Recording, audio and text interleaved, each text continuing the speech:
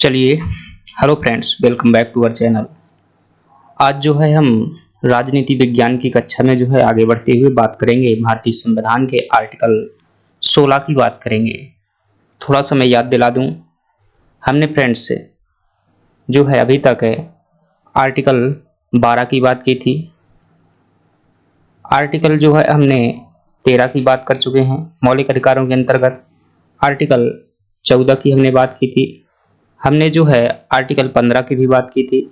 आज जो है हमारा होगा आर्टिकल 16 होगा। दोस्तों, आर्टिकल 12 में जहां हमने राज्य शब्द की परिभाषा पर विस्तृत चर्चा की हुई थी, आर्टिकल 13 के अंतर्गत विधि शब्द की मुख्य रूप से परिभाषा की चर्चा की थी। साथ ही साथ जो अन्य उसकी धाराएं थी उनकी भी बात की थी।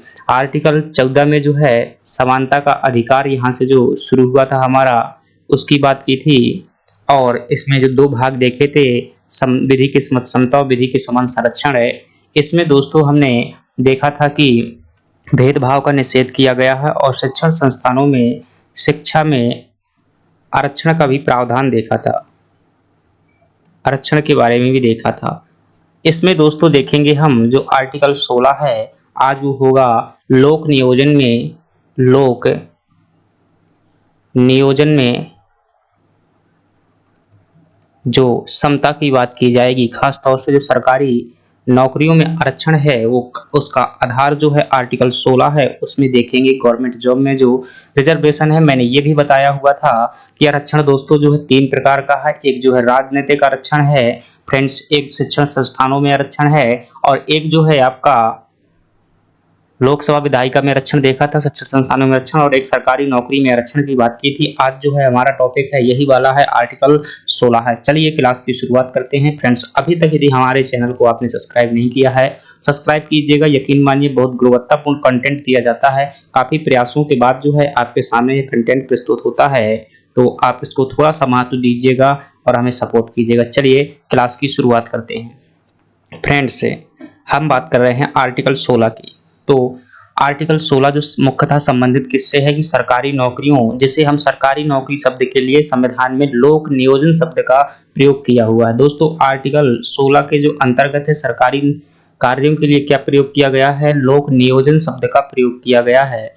और लोक नियोजन का मतलब होता है दोस्तों कोई कार्य जो है व्यवस्थित तरीके से करवाने के लिए, योजनाबद्ध तरीके से करवाने के लिए एक जो है रिक्रूटमेंट जारी करना और योजनाबद्ध तरीके से कार्य करना। लोक का मतलब होता है दोस्तों पब्लिक, यानी कि गवर्नमेंट, इसी को भी कह दिया जाता है। सीधा सा मतलब है इसका जो आशय होता है, इसका आशय यही कि सरकारी जो नौकरी है वहां पर बात की गई है समता की, आरक्षण की, और जो जो भी बातें हैं वो सभी एक एक करके हम देखेंगे। तो आर्टिकल 16 जो आज जो हमारा मुख्य विषय वस्तु है, चलिए जानते हैं फ्रेंड्स। अगर अनुच्छेद 16 की बात करेंगे, अनुच्छेद 16 की बात करेंगे तो भारतीय संविधान में जो पहला मौलिक अधिकार है, जिसे क्या कहते हैं हम, समता का अधिकार कहते हैं। क्या है? समता का अधिकार जो है हमारा क्या है, पहला मौलिक अधिकार है। और हमने पहली बार बात की थी कि इसमें जो है अनुच्छेद 14 से लेकर के 18 तक के प्रावधान शामिल है। और आज हमारा टॉपिक है 16 जो है अनुच्छेद टॉपिक है। दोस्तों 16 में बात करेंगे तो इसमें जो है टोटल 6 धाराएं हैं। अगर बात करेंगे पहली धारा है 16(1), दूसरी बात करेंगे 16(2) है, और तीसरी बात करेंगे 16(3) है, चौथी 16(4) हो जाएगी। पांचवी दोस्तों मूल रूप से नहीं थी, बाद में जोड़ी गई थी। अभी पांचवी जोड़ने से पहले थोड़ा सा और होगा। इसमें जो है 16(4) ए भी देखेंगे और 16(4) जो है बी भी देखेंगे। प्रमोशन में क्या होता है, आरक्षण, बैकलॉग भर्ती क्या होती है दोस्तों, सभी आपको आज यहाँ क्लियर हो जाएंगी। चलिए, और 16 फिर 5 की बात करेंगे, और फिर 16(6) में जो है ईडब्ल्यूएस के लिए आरक्षण देखेंगे। तो इस प्रकार से अनुच्छेद 16 के अंतर्गत इतनी सेक्शन है, इतनी धाराएं हैं, इसी प्रकार से जो है पॉलिटी को पढ़ना होता है। चलिए बात करते हैं एक एक आर्टिकल की दोस्तों, बात करते हैं। अनुच्छेद 16 जो दोस्तों अनुच्छेद 16 के अंतर्गत पहली धारा है, उसमें क्या लिखा हुआ है उसकी मैं बात करता हूं और उसे आपके सामने जो समझाने का भी प्रयास करता हूं। तो जो है अनुच्छेद 16 की पहली धारा में लिखा हुआ है फ्रेंड्स, लोक नियोजन में समता की बात की गई है। लोक नियोजन में समता की बात की गई है। इसका आशय क्या है फ्रेंड्स? इसका आशय है जो सरकारी नौकरी होंगी उनमें सभी लोगों को समानता का अधिकार होगा, अर्थात किसी के साथ में भेदभाव नहीं किया जाएगा। मैं दोस्तों बार बार ये समझा चुका हूं कि जो भेदभाव होता है, आरक्षण होता है, उसका आधार जो है आर्टिकल 14 है। आर्टिकल 14 के अंतर्गत जो दूसरी धारा है, अगर आपने वह क्लास नहीं देखी हुई है तो जरूर देखिएगा, बहुत अच्छे तरीके से पॉलिटी को समझ पाएंगे, यकीन मानिएगा।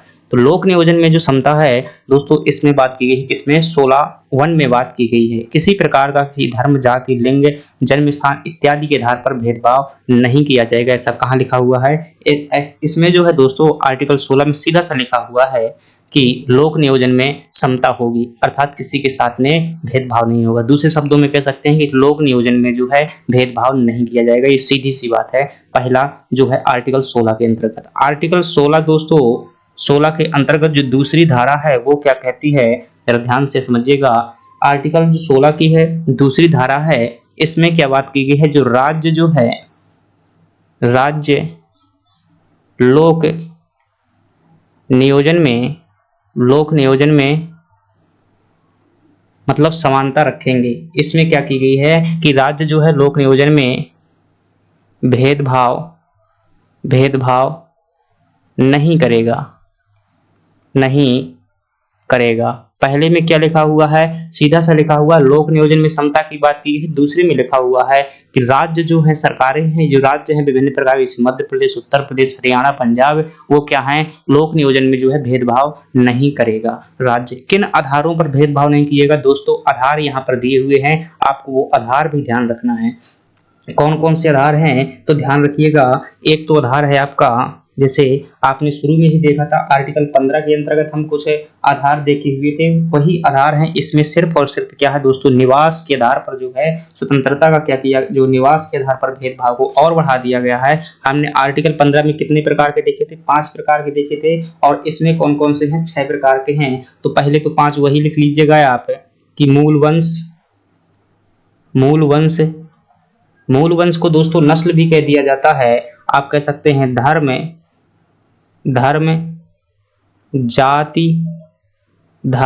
जाति, मूल वंश, या इसी को कह देते हैं दोस्तों नस्ल कह दिया जाता है। नस्ल, लिंग और लिंग के पश्चात दोस्तों जन्म स्थान कितने हो गए आपके? 5 आधार हो गए। 1 2 3 4 5 हो गए। एक आधार दोस्तों यहाँ पर नया है, मैं दूसरे कलर से लिख देता हूं ताकि आप स्पष्ट समझ पाए। निवास। इस प्रकार से बातें की गई हैं। क्या कहा गया है अनुच्छेद 16 के अंतर्गत कि जब भी कोई सरकारी नौकरी निकलेगी, जगह निकलेगी, नियुक्ति की जाएगी या कोई टेंडर जारी किया जाएगा, तो राज्य सरकारें लोक नियोजन के कार्यों में किसी प्रकार का भेदभाव नहीं करेंगी। किन आधारों पर? इन आधारों पर जो है भेदभाव नहीं करेंगी। ध्यान रखिएगा, यहाँ पर कितने आधार दिए हुए हैं? 6 दिए हुए हैं। 1 2 3 4 5, ये 6 आधार दिए हुए हैं फ्रेंड्स। अनुच्छेद 15 में यही आधार दिए हुए थे, केवल निवास वाला आधार नहीं था। इसका मतलब क्या है? इसका मतलब है फ्रेंड्स, अगर मैं और अच्छे से समझाऊं कि अगर आप जो है इस्लाम धर्म के हैं और सरकार जो है हिंदू धर्म की है, तो आपसे इस प्रकार भेदभाव नहीं किया जाएगा कि आप इस्लाम धर्म के हैं इसलिए हम हिंदू धर्म की सरकार में जो है आपको नियुक्ति नहीं करेंगे। मान लीजिए जो है जाति के आधार पर बात करें तो कोई बड़ी जाति का या छोटी जाति की सरकार है और बड़ी जाति के लोगों को नियुक्ति नहीं कर रही, तो वो भेदभाव नहीं होगा। तो कहाँ पर ये आर्टिकल 16(2) के अंतर्गत रोक लगाई गई है। तो क्या आपको 16(1) और आर्टिकल 16(2) समझ में आया? आई होप आ गया होगा। चलिए बात करते हैं अनुच्छेद 16 की धारा 3 की बात करते हैं। और फ्रेंड्स अनुच्छेद 16 की जो धारा 3 है, इसमें क्या लिखा गया है, बड़े ध्यान से समझिएगा। इसमें लिखा गया है कि राज्य चाहे तो भेदभाव कर सकता है। अनुच्छेद धारा की 3 में लिखा हुआ है कि संसद जो है कानून बना करके जो है निवास के आधार पर जो भेदभाव कर सकती है। तो इसमें लिखा हुआ है संसद कानून बनाकर निवास के आधार पर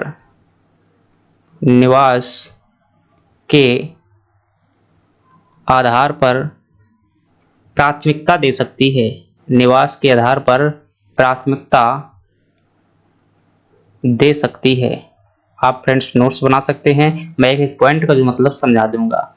इसका मतलब क्या है? इसका मतलब है आपने कभी सुना होगा, कभी न कभी तो सुना ही होगा कि जो जनजातीय क्षेत्र हैं, उनको जो है विशेष प्रावधान दिए जाते हैं। किस आधार पर? निवास के आधार पर, क्योंकि वह दोस्तों एक दुर्गम क्षेत्र में निवास करते हैं, वहाँ पर उतने संसाधन नहीं हैं, इसलिए संसद जो है यानी कि संसद हमारी विधायिका जो केंद्र है, वह कानून बनाकर किसी भी व्यक्ति को या व्यक्ति को नहीं भी जो एक क्षेत्र विशेष में निवास करने वाले लोगों को क्या दे सकती है? प्राथमिकता दे सकती है। किस आधार पर? निवास के आधार पर। यहाँ पर क्या कहा गया है? राज्य लोक नियोजन में निवास के आधार पर भी भेदभाव नहीं करेगा। आर्टिकल 16(3) में कहा गया है संसद अगर कानून बना देगी कि यहाँ के लोगों को प्राथमिकता देना है, जैसे मान लीजिएगा, थोड़ा सा मैं और अच्छे से उदाहरण से स्पष्ट करता हूँ। एक ये क्षेत्र है, एक ये गांव है, और जो दूसरा गांव है, एक ये गांव है और एक दोस्तों ये गांव है, बाकी ये गांव ए है और ये गांव बी है, ये गांव जो है सी है। यहाँ पर जो है सड़क है, अस्पताल है, स्कूल है, कोचिंग है, बहुत अच्छे उद्योग है, रोजगार है। सेम कंडीशन यहाँ पर भी है, लेकिन यह क्षेत्र में ना तो पानी है, ना तो यहाँ पर शिक्षा के लिए स्कूल है, ना ही कोचिंग है। तो क्या ये लोग इनकी बराबरी कर पाएंगे? जी कहेंगे नहीं कर पाएंगे। इसलिए ऐसे लोगों को जो है विकास करने के लिए विशेष प्रावधान किए जा सकते हैं निवास के आधार पर। ये जो है आर्टिकल कौन कहता है कि निवास के आधार पर जो है क्या कर सकती है? संसद कानून बना करके किसी क्षेत्र के लोगों को प्राथमिकता दे सकती है। उदाहरण के लिए बात करूं दोस्तों, आर्टिकल 371 जो ए है, इसमें नागालैंड के जो है राज्यपाल को विशेष अधिकार दिए गए हैं कि वहां के जो क्या कर सकते हैं, लोगों को प्राथमिकता दी जा सकती है। इसी प्रकार से 371 जो बी है, सी है, डी है, ई है, एफ है, इसमें जो 371 के अंतर्गत जो राज्यपालों को विशेष अधिकार दिए गए हैं, बाकी राज्यपालों को नहीं दिए गए हैं। तो क्यों दिए गए हैं? विशेष क्षेत्र के आधार पर कि उस क्षेत्र जो है पिछड़ा हुआ क्षेत्र है। आई होप आपको ये पॉइंट समझ में आ गया होगा। चलिए बात करते हैं अगली जो है आर्टिकल हमारे पास में है दोस्तों 16(3) के बाद में है फ्रेंड्स है आर्टिकल हमारे पास में जो 16(4) है। बड़े ध्यान से समझिएगा, हर एक शब्द को जो है हम समझने पर फोकस कर रहे हैं, इसलिए समय थोड़ा सा ज्यादा लग जाएगा। 16(4) में दोस्तों बात करें, ये है आपका सरकारी नौकरी में आरक्षण। इसमें लिखा हुआ है फ्रेंड्स है, इसमें जो है लिखा हुआ है 16(4) में कि सामाजिक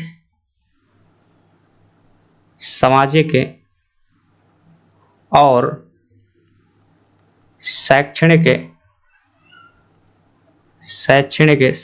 और शैक्षणिक दृष्टि से पिछड़े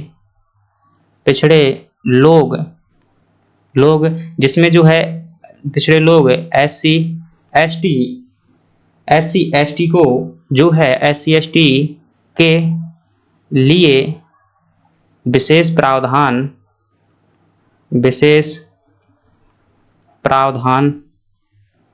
किए जा सकते हैं। और किसके लिए दोस्तों? लोक नियोजन के लिए, अर्थात सरकारी नौकरी के लिए। दोस्तों ये किसमें बात कर रहे हैं? जितनी भी बातें चल रही हैं वो अनुच्छेद 16 में सरकारी नौकरी यानी कि लोक नियोजन में ही बातें चल रही हैं।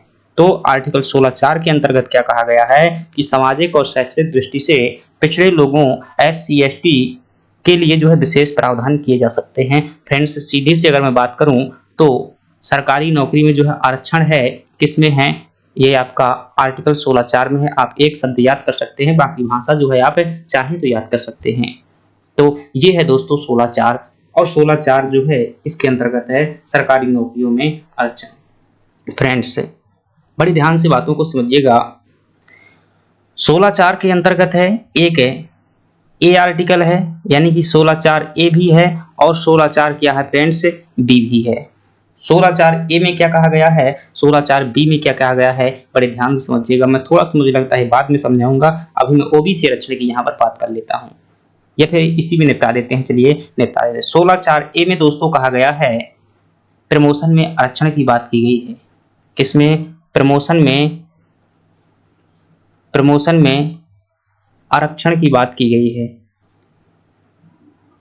प्रमोशन में जो है आरक्षण की बात किसमें की गई है? ये की गई है आपके आर्टिकल 16(4) ए में। 16(4) बी में दोस्तों क्या कहा गया है?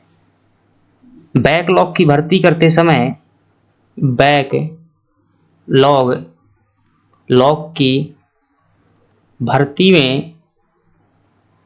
भर्ती में आरक्षण की 50% की सीमा को पार किया जा सकता है, सीमा को पार किया जा सकेगा। ये कहाँ लिखा हुआ दोस्तों? आर्टिकल 16(4) में लिखा हुआ है। बड़े ध्यानपूर्वक बातें समझिएगा। अब बैकलॉग क्या होता है, बड़े ध्यान से समझिएगा। जैसे कि किसी क्षेत्र में मान लीजिए 100 नौकरी निकल ली, मैं समझा रहा हूँ, ये 100 जगह निकली हुई हैं। इसमें से मान लीजिएगा जो जनरल के लिए कितनी हो गई? 40 हो गई। ओबीसी के लिए कितनी हो गई? ओबीसी के लिए 20 हो गई। और एससी के लिए कितनी हो गई? एससी के लिए 10 हो गई। एसटी के लिए कितनी हो गई? एसटी के लिए हो गई दोस्तों 10 मान लीजिए। और भी जो पीडब्ल्यूडी के लोग हैं उनके लिए क्या हो गई? 10 हो गई। और ईडब्ल्यूएस के जो हैं उनके लिए भी कितनी हो गई? 10 हो गई। तो कितने हो गए? 10 10 20 30 40 50 सीटें दोस्तों आरक्षित हो गई। कितनी हो गई? 50 सीटें रिजर्व हो गई और 40 सीटें जो शेष जो है बाकी वो अनरिजर्व में रहती हैं, यानी कि जनरल की कैटेगरी में रहेंगी। अब अगर 100 सीटों का 50% कितना होता है? तो आप कहेंगे 50% होता है, तो 50 सीटों से ज्यादा आरक्षण नहीं दिया जा सकता है। ये बात दोस्तों कहाँ की गई थी? इंदिरा साहनी वाद में की गई थी। अभी हम थोड़ा सा बात करेंगे, जब अभी आर्टिकल जो ओबीसी आरक्षण की बात करेंगे तो उसमें और बेटर तरीके से समझ में आएगा। तो 50% की सीमा को आप मतलब समझ में आया कि 50% की सीमा को क्रॉस किया जा सकता है, किसके लिए? बैकलॉग के लिए। अब बैकलॉग क्या है इसको भी समझ लेते हैं। जैसे कि यहाँ पर देखिएगा एससी के लिए कितनी सीटें निकली हुई हैं? 10 सीटें निकली हुई हैं।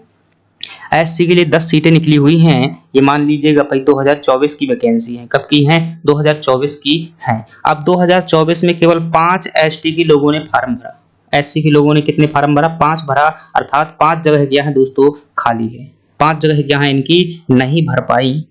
अब फ्रेंड्स अगली साल जब वैकेंसी निकली, तो अगली साल जब वैकेंसी निकलेंगी तो 100 वैकेंसी फिर से निकली। तो फ्रेंड्स इस बार फिर जो है एससी को 10 वैकेंसी मिलेंगी। आरक्षण के हिसाब से 10 वैकेंसी मिलती थी उन्हें हर साल, तो इस साल भी मिलेंगी। लेकिन 5 वैकेंसी उनकी पिछली साल की खाली थी, इसलिए इनकी कुल वैकेंसी कितनी हो जाएंगी? 15 वैकेंसी हो जाएंगी। अब 15 वैकेंसी हो गई तो सभी का आरक्षण ज्यों का त्यों जोड़ा जाए तो टोटल वैकेंसी कितनी? 55 वैकेंसी दोस्तों क्या हो जाएंगी? रिजर्व हो जाएंगी, आरक्षित हो जाएंगी। अब 55 वैकेंसी आरक्षित हो गई तो 50% से आरक्षण क्या हो जाएगा? ज्यादा हो जाएगा। इस स्थिति में बी में कहा गया था जो 16(4) है कि बैकलॉग की भर्ती यानी कि जो पिछली वाली भर्ती है उनको पूरी करते समय अगर 50% की आरक्षण की सीमा पार होती है तो उसमें कोई दिक्कत नहीं होगी। आई होप फ्रेंड्स आपको समझ में आ गया होगा। चलिए अब मैं बात करता हूं प्रमोशन में आरक्षण। दोस्तों थोड़ा सा समझा देता हूं क्योंकि ये भी कॉन्सेप्ट जटिल है, ये भी आपको समझ में नहीं आया होगा, मैं समझा देता हूं। सुना तो खूब होगा कि प्रमोशन में आरक्षण मिलता है, भाई शिक्षा में आरक्षण हमने अच्छी तरीके से समझा था। जब पॉलिटिक्स समझ ही रहे हैं तो बेहतर तरीके से समझिएगा। हम बात करते हैं किसमें? प्रमोशन में आरक्षण की बात करते हैं। दोस्तों ये है आपका प्रमोशन में आरक्षण। अब मानिएगा एक है रामू, एक है श्यामू और एक है कुछ भी भाई मान लो भोला, एक है और दीपू। ये 4 लोग हैं। कितने लोग हैं? 4 लोग हैं। समझिएगा बड़े ध्यान से। इससे बेटर जो दोस्तों अभी तक मुझे लगता है आपको समझाया नहीं होगा कोई, मैं समझा रहा हूं, बड़े ध्यान समझ लीजिएगा। ये व्यक्ति है जो है जनरल का है, ये व्यक्ति किसका है? ओबीसी का है, ये व्यक्ति किसका है? एससी का है, ये व्यक्ति किसका है? एसटी का है। ठीक है, ये व्यक्ति क्या है? ये सभी जो है सभी कैटेगरी की हो गई। अब इसके कितने आते हैं समझिएगा बड़े ध्यान से कि जब परीक्षा होती है तो परीक्षा में इसके आए मान लीजिएगा 80 नंबर, इसके आए 78 नंबर, इसके आए 75 नंबर और इसके आए 70 नंबर। ठीक है, सभी का क्या हो गया? सिलेक्शन हो चुका है। अगर योग्यता के हिसाब से देखा जाए तो ये व्यक्ति क्या है? ज्यादा योग्य है और ये व्यक्ति क्या है? जो यहाँ की ओर जो है योग्यता कम होती जाती है। फ्रेंड्स सभी लोगों को क्या मिला? ऐसा मान लीजिए कि एसडीएम की पोस्ट मिली। ऐसा उदाहरण के लिए मान लीजिए सभी लोगों को क्या मिली? एसडीएम की पोस्ट मिली। अब प्रमोशन में आरक्षण का दोस्तों मतलब क्या होता है? हर पोस्ट का जो है एक निश्चित समय के बाद में क्या होता है? जो है प्रमोशन होता है। अब एसडीएम के बाद क्या बनेंगे दोस्तों? एडीएम बनेंगे या फिर कलेक्टर बनेंगे। मान लेते हैं एडीएम बनेंगे, एडीएम एडिशनल डिस्ट्रिक्ट मजिस्ट्रेट है, एडीएम बनेंगे एसडीएम के बाद में। तो ये व्यक्ति को जो है आरक्षण मिलेगा, आप निश्चित समय के बात लीजिए, इसको भी मिलेगा, इसको भी मिलेगा और इसको भी मिलेगा। समझिएगा ध्यान से कि मान लीजिए इसको आरक्षण मिला 10 वर्षों में, कितने मिला, 10 वर्ष में मिला, 10 ईयर्स।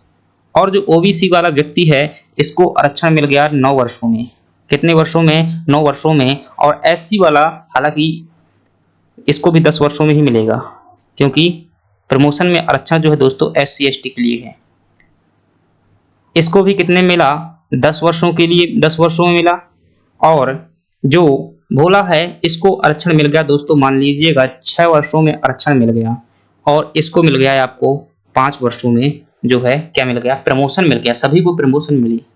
ये व्यक्ति 10 वर्षों में एडीएम बनेगा, ये व्यक्ति जो है 10 वर्षों में एडीएम बनेगा, ये व्यक्ति जो है 6 वर्षों में एडीएम बनेगा, ये व्यक्ति क्या होता है 5 वर्षों में एडीएम बनेगा। आप अगर देख रहे होंगे तो एक बात तो आप समझ गए होंगे कि यह ज्यादा समय में बन रहा है, ये भी ज्यादा समय में बन रहा है, लेकिन ये जो है इनकी तुलना में कम समय बन रहा है, ये सबसे कम समय में बन रहा है। ऐसा क्यों, क्योंकि प्रमोशन में आरक्षण की बात की गई दोस्तों। जब प्रमोशन मिलेगा तो इन्हें कम समय मिलेगा, इन्हें जो है ज्यादा समय मिलेगा। यही क्या है प्रमोशन में आरक्षण है। कहाँ बात की गई है, ये बात की गई है आपकी आर्टिकल 16 के 4 धारा के अंतर्गत ये भाग में बात की गई है। तो इसी प्रकार से दोस्तों पॉलिटी पढ़नी होती है। आई होप आपको समझ में आ गया होगा। अब एक प्रश्न और उठता है फ्रेंड्स कि जैसे मान लीजिएगा ये व्यक्ति जो है एसडीएम है, पहले तो ये वरिष्ठ था, ये भी एसडीएम थे, लेकिन ये ज्यादा योग्य था क्योंकि ये जो क्या था, सीनियर था। अब ये सीनियर था तो अब सीनियर यहाँ पर क्या हो जाएंगे, सभी बराबर हो जाएंगे। और एडीएम से आगे चल करके जब डीएम के रूप में, कलेक्टर के रूप में प्रमोशन होगा तो क्या होगा, फिर ये व्यक्ति और जल्दी चले जाएंगे। तो ये व्यक्ति जो सभी साथ में एसडीएम बने थे, ये एसडीएम यहाँ एडीएम रह जाएंगे और ये व्यक्ति क्या बन जाएंगे, इनसे सीनियर बन जाएंगे। तो प्रश्न यह भी उठा था फ्रेंड्स, संविधान संशोधन के माध्यम से जुड़ा गया कि जो प्रमोशन के बाद वरिष्ठता प्राप्त होगी, सीनियरिटी प्राप्त होगी, क्या वो सीनियरिटी को मान्यता दी जाएगी। तो हाँ दोस्तों, वरिष्ठता को भी मान्यता दी जाएगी। इसका भी आरक्षण किस में जोड़ा गया था, बाद में जोड़ा गया था, किसमें, आर्टिकल 16(4)(a) के अंतर्गत। चलिए अब थोड़ा समय लिख देता हूं, ये आपको समझ में आ गया होगा। भाई लिखा रहने दिए, चलो लिखा रहने देते हैं ताकि कभी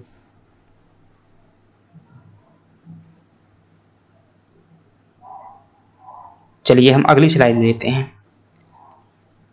अगर हमने देखा कि जो 16 है, 16(4)(a) है और एक क्या है, 16(4)(b) है। मैं अब यहाँ पर शॉर्ट में ही लिखूंगा। यहाँ पर क्या है दोस्तों, 16(4)(a) में प्रमोशन में आरक्षण है, प्रमोशन में आरक्षण। और यहाँ जो चीजें हैं बैकलॉग से संबंधित हैं। आप डिटेल में लिखना चाहते हैं, पिछली स्लाइड से लिख लिया होगा। बैकलॉग भर्ती के बारे में यहाँ बताया गया है। मैं ये बता रहा कि किस संविधान संशोधन के द्वारा जोड़ा गया था। फ्रेंड्स, जो आपका 16(4)(a) है, ये आपका 77वें संविधान संशोधन के माध्यम से जोड़ा गया था।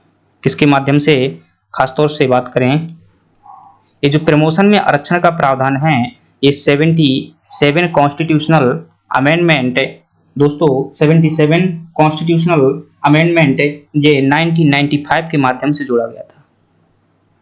1995 में यहाँ पर जो है कॉन्स्टिट्यूशनल अमेंडमेंट की जगह पर आप संविधान संशोधन भी लिख सकते हैं। 77वें संविधान संशोधन 1995 के माध्यम से 16(4)(a) नामक धारा जोड़ी गई और जिसमें क्या प्रावधान किया गया दोस्तों, प्रमोशन में आरक्षण का प्रावधान किया गया। फ्रेंड्स, आगे चल करके इसी में और भी जो 85वां संविधान संशोधन किया गया और उसके माध्यम से वरिष्ठता संबंधी प्रावधान जोड़े गए।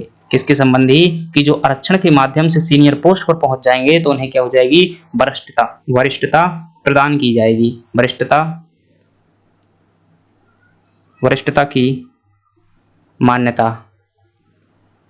की मान्यता दी जाएगी। और ये किस संविधान संशोधन द्वारा जोड़ा गया था, ये फ्रेंड्स आपका 85 कॉन्स्टिट्यूशनल अमेंडमेंट के द्वारा जोड़ा गया था। 85वें संविधान संशोधन कॉन्स्टिट्यूशनल अमेंडमेंट 2000 1 के माध्यम से यह जोड़ा गया था।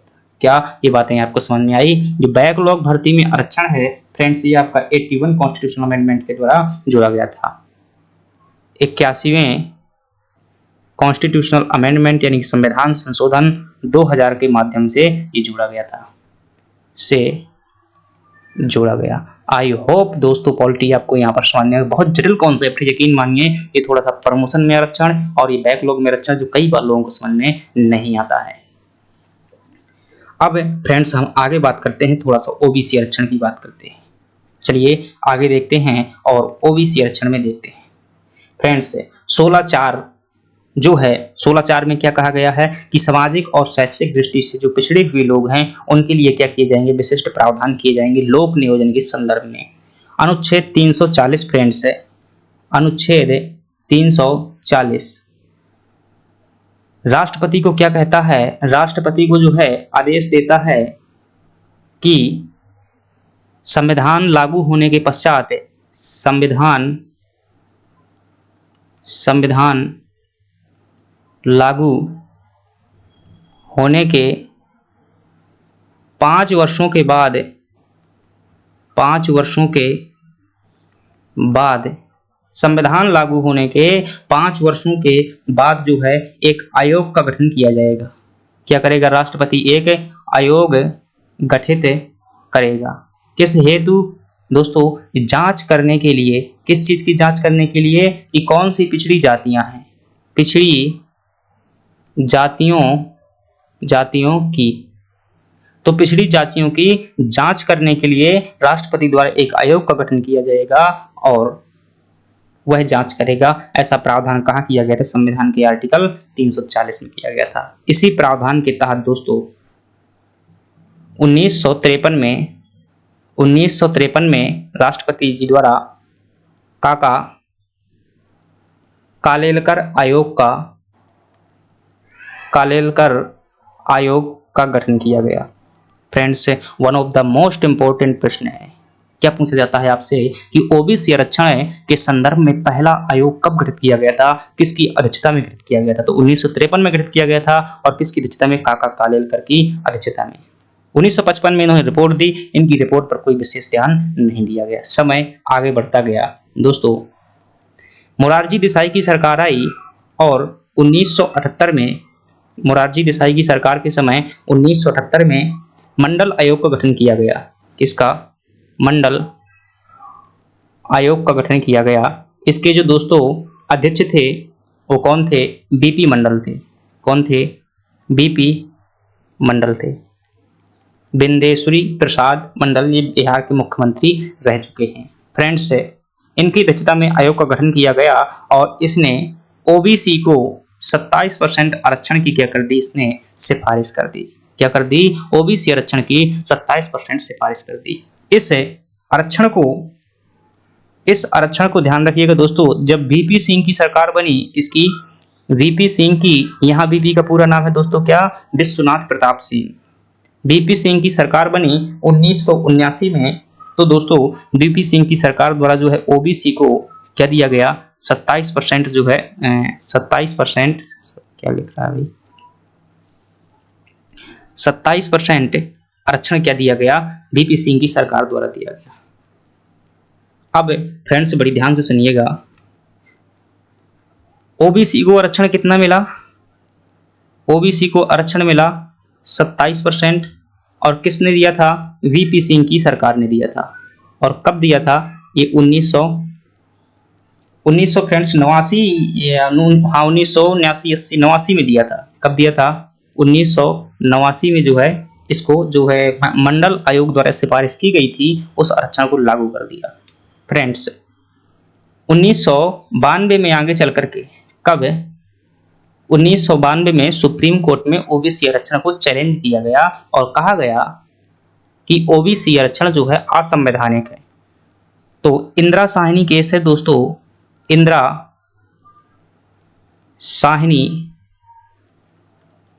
साहनी वाद, सुप्रीम कोर्ट का एक मामला है। कब का है? 1992 का है। इस मामले में क्या कहा गया था फ्रेंड्स, केस किया गया था कि जो ओबीसी आरक्षण है वो क्या है, असंवैधानिक है। सुप्रीम कोर्ट ने कहा कि ओबीसी आरक्षण असंवैधानिक नहीं है, संवैधानिक है। आर्थिक आधार पर आरक्षण देने से सुप्रीम कोर्ट ने यहां पर मना कर दिया था कि संविधान में जो है आर्थिक पिछड़ापन जैसा शब्द जो है संविधान में उल्लेखित नहीं है। संविधान में सामाजिक और शैक्षिक दृष्टि से पिछड़े लोग ही उल्लेखित है। इसलिए जो है यहाँ पर क्या किया गया फ्रेंड्स, कुछ यहाँ पर जो है महत्वपूर्ण बातें कही गई वो बहुत महत्वपूर्ण है। इसमें पहली बात कहा गया कि ओबीसी जो आरक्षण है, ओबीसी आरक्षण को क्या दी गई, संवैधानिक मान्यता दी गई। दूसरी बात जो दोस्तों कहा गया कि आरक्षण की सीमा 50% होगी। क्या होगी, आरक्षण की सीमा जो है 50% की सीमा होगी। यानी कि जैसे 1000 वैकेंसी निकलेंगी तो 500 वैकेंसी ही क्या की जा सकती है, रिजर्व की जा सकती हैं। इससे ज्यादा जो है दोस्तों आरक्षण नहीं किया जा सकता है। दूसरी बात कहा कि आरक्षण देते समय जो है योग्यता को या फिर यूं मान लीजिए पर्याप्त प्रतिनिधित्व को ध्यान में रखा जाएगा। आरक्षण जो है पिछड़े लोगों के लिए है, ऐसी बातें कही गई थी। तो ये जो फैक्ट है ये ज्यादा इंपॉर्टेंट है कि किस वाद में जो है आरक्षण की सीमा को 50% कहा गया था। आगे चलकर के इसी के प्रभाव को खत्म करने के लिए दोस्तों वह जो है आर्टिकल 16(4)(b) में प्रावधान किया गया था, बैकलॉग की भर्ती करते समय इस 50% की सीमा को पार किया जा सकेगा। वो 2000 में प्रावधान किया गया था, हम पीछे पढ़ चुके हैं फ्रेंड्स। जब सुप्रीम कोर्ट ने ऐसी मान्यता दे दी तो इसके बाद जो है 1993 में क्या किया गया, 1993 में ओबीसी आयोग का गठन किया गया। क्या किया गया, ओबीसी आयोग का गठन किया गया। और इसी आयोग को फ्रेंड्स 102वें संविधान संशोधन कॉन्स्टिट्यूशनल अमेंडमेंट 2018 के माध्यम से क्या किया गया दोस्तों, संवैधानिक दर्जा दिया गया। One of the most important प्रश्न है, कई बार पूछा गया है कि ओबीसी आयोग को संवैधानिक दर्जा किस संविधान संशोधन के माध्यम से दिया गया था, तो आप क्या बताएंगे, 102वें संविधान संशोधन के माध्यम से इसको दर्जा दिया गया था। आपसे पूछा जाए कि किस केस में जो है दोस्तों ओबीसी आरक्षण को संवैधानिक मान्यता दी गई थी, तो इंदिरा साहनी केस में। आपसे पूछा जाए कि पहली बार 27% आरक्षण किस सरकार ने दिया था, तो बीपी सिंह की सरकार ने। आपसे पूछा जाए कि 50% की सीमा किस केस में सुप्रीम कोर्ट ने कही थी, इंदिरा साहनी केस में। आपसे पूछा जाए ओबीसी आयोग के लिए गठित पहला आयोग कौन था, तो आप क्या बताएंगे, काका कालेलकर आयोग। 27% की सिफारिश देने वाला काका कालेलकर आयोग नहीं था, वो कौन था, बीपी मंडल आयोग था। आई होप फ्रेंड्स हम यहाँ तक जो है पॉलिटी को बहुत अच्छे तरीके से आप जो है समझ पाए होंगे। चलिए अगली बात करते हैं। हम बात कर चुके हैं 16(4)(a) तक, 16(4) की बात हो चुकी है। अब बात करते हैं फ्रेंड्स हम किसकी, 16(5) की बातें करेंगे। फ्रेंड्स जब हम 16(5) की बातें करते हैं तो 16(5) में हमारा क्या उल्लेखित है, अनुच्छेद 16(5). 16(5) में अगर दोस्तों देखेंगे तो 16(5) में जो है कुछ पदों में आरक्षण के लिए प्रावधान लागू नहीं होंगे। यहां पर क्या कहा गया है कि कुछ पदों में